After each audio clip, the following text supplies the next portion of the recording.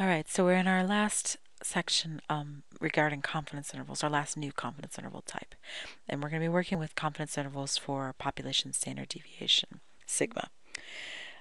There's a problem with all of this, and that is that we're going to need a different kind of distribution than we've had before. So we had the z distribution, i.e. the normal distribution, then we had the t distribution, but variance and population standard deviation kind of work differently than that. So we need to establish something called the chi-square distribution. I know it looks like chai, like the T, but it's chi. Chi. All right, so first thing we're going to do is I'm going to spend some time trying to explain what the chi-square distribution is. It's really important because the chi-square distribution is going to show up in Chapter 9 now, Chapter 10, Chapter 11, and Chapter 12.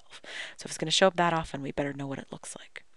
So what I did was I had 1,500 samples taken, or excuse me, of size n equals 10, from a population that is known to be normally distributed with the mean of mu equals 0 and a standard deviation of sigma equals 10, or 20, excuse me. And I can just show you the spreadsheet over here. Here they are, in all their glory, right? Sample after sample after sample after sample. And what I did was I took a sample of size 10, and then I found the mean, and then I found the variance, and then I found the standard deviation. Oops, I'm just going to go back to the beginning. There, that's quicker. So I found the mean and the variance, and then something called the chi-square statistics. So I'll just show that later. So this one had a mean of 10. The next one had a mean of -2. The next one had a mean of -4.5. And I did it for 1,500 samples. And it came up with this histogram of the result. Now notice, what's the center of the distribution? The center is about 0, which is what we'd expect because we learned in section 8.1, the central limit theorem says that the mean of the means is equal to the mean of the population, which we know to be 0. Now, what's the spread? Now, if you eyeball it, it looks like it's about, oh, I don't know, here, somewhere in the 5 to 7 region, because remember, it's where the inflection point happens. If we use the formula, it's sigma divided by the square root of n. That's the standard deviation for the sampling distribution of sample means. We learned that in 8.2, which is about 6.2. Oh, I found it with Excel here. Let me find it. Here we go, 6.32. There it is. I just took 20 and divided by the square root of 10. It's 6.324. About 6.32. There we go. Just about where we could see it with our eyes. Do these numbers appear to hold true for this computer simulation? Absolutely.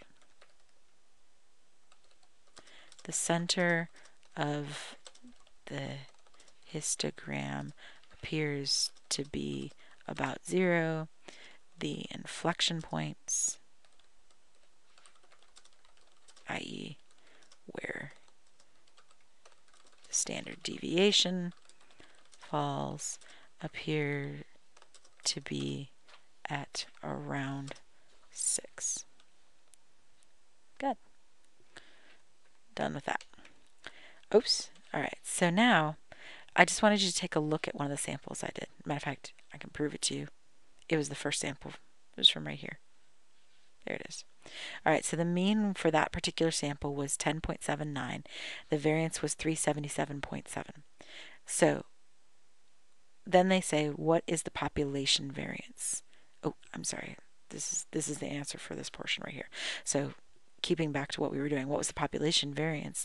Well, if the population standard deviation was 20, the population variance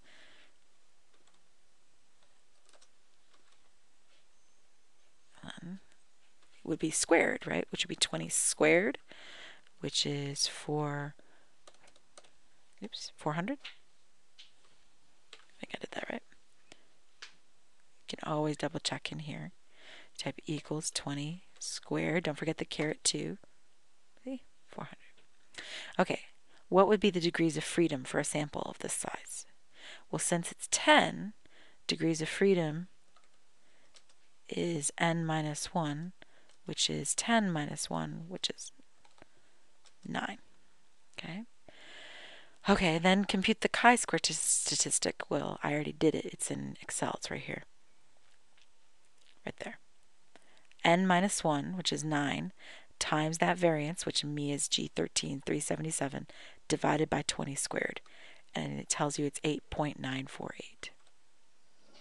All right, I'll pick up right here next time.